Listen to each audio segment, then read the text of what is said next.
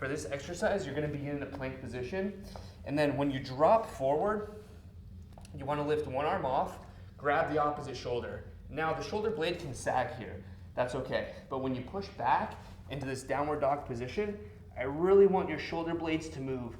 I don't want them to stay down here. I want you to push the floor away from you. So if you're trying to bring your chest away from the floor, you're gonna really get those scapulas engaged. And I want you to try this out with, ideally with one arm, but start with two arms, get a feel for it. And then as you feel comfortable, you can raise one arm on the opposite shoulder and then push back. The hard part is bringing your body forward as far as you can. Most people will stop here and just go back and forth here. The challenging part is bringing your body all the way over, so most of your weight is on that shoulder. And just repeat back and forth. Give it a shot.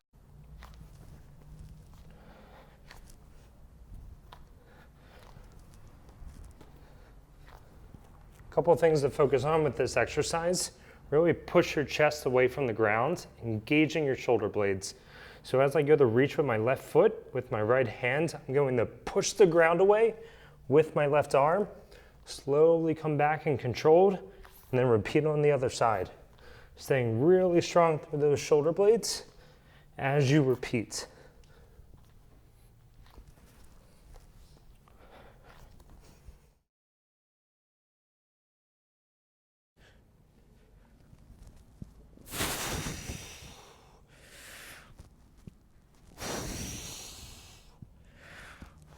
So this is a yoga push-up. Starting position is going to be a tall plank position where you're over here on all fours. Again, key is you're not letting the shoulders sag. Really drive your hands and shoulder blades into that ground and push up. You're going to maintain this strong, stable base, and you're going to pretend like you're pushing the ground out in front of you. You're trying to push your body backwards and pushing the ground forward. So again, both hands are happening at the same time. I'm pushing that ground away, my butt's going in the air, and I'm really pushing and trying to extend and upwardly rotate my shoulder blades. I'm going to come back. Pushing the ground away, pushing the ground away.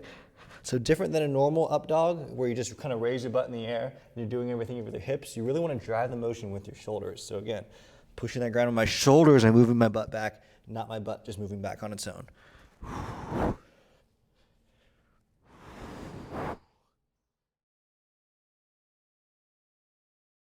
So the key to this particular variation in the KB drag through is shoulder stability. Notice my serratus stays engaged the entire time. In this progression, we're actually inducing rotation under the scapula, which makes it even harder. Now we have more demand on the shoulder stabilizing muscles. Now on the left is a good example, on the right is a bad example. To the untrained eye, it might be pretty hard to tell if there's a difference, but pay attention to the scapula, particularly the medial border and that right side. That right side is winging like crazy every time I go and induce rotation underneath.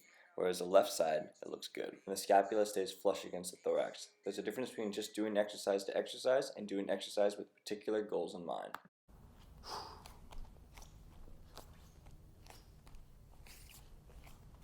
So to start with this exercise, we're going to start in the bear crawl position. First, you're going to want to put your toes up.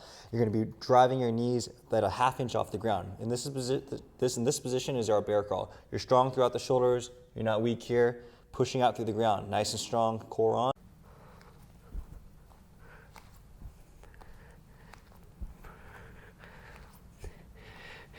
For this bear shoulder tap position, you're gonna lift your knees off of the floor, driving in with your toes and your arms, and your knees should be underneath your hips, while your hands should be underneath your shoulders. So you can see here, I'm pushing off, my knee is barely hovering off the floor. It's not up like this, but it's barely hovering. And then from here, you're gonna load one arm with most of your weight, and then shift over, tap your hand to the opposite shoulder, and then switch. Now I'm gonna load my opposite arm, and I'm gonna tap this hand to the opposite shoulder.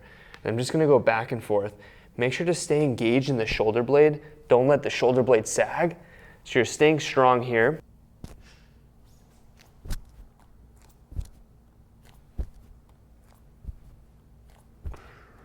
So in the push-up plus shoulder tap, the most important thing is that you're holding the plus position at the top. So as you notice, I'm going to get in this full plank position, and then I'm going to be actively pushing the ground away from me, engaging my shoulders, my serratus, and pushing that ground like I'm strong and stable. No one can come push me over. In terms of the feet, you can keep your toes together. It's going to be a lot harder on the core. It's not really going to change too much on the shoulders. I'd recommend starting out with a little bit of a wider stance. So again, this is our start position. Boom. From here, you're gonna shift weight over to one side, keeping that shoulder engaged, and you're gonna tap with your opposite arm. Then you're gonna shift to the other side and tap. As you're shifting weight to this right side, try not to lose that engagement in the shoulder. If you're not able to put all the weight on it, that's totally okay. Don't shift that far. It means you may not be ready for the full exercise. But again, as I'm shifting weight to my right, I'm not gonna lose this. I'm gonna keep it engaged, then I'm gonna tap.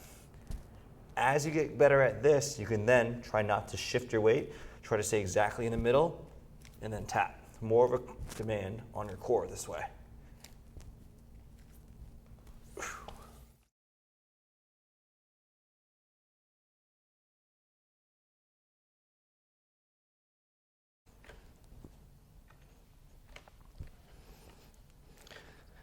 For this exercise, you want to find an elevated surface. The higher you go, the easier it is. The lower, the little more demanding that it is. And so from here, you want to stay strong in the scapula. What I mean by that is you push the scapula away from you, and in this position, you're going to reach one arm to the opposite shoulder. What you want to focus on is staying engaged in the core and minimizing rotation at the trunk. So you stay here, tap, and then you repeat with the opposite arm. Stay strong, and then go back and forth.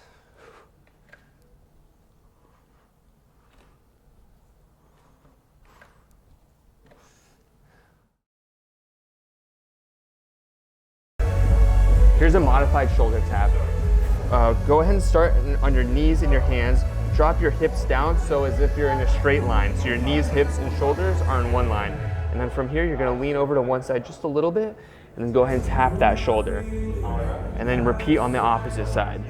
You can see how my body is not rotating.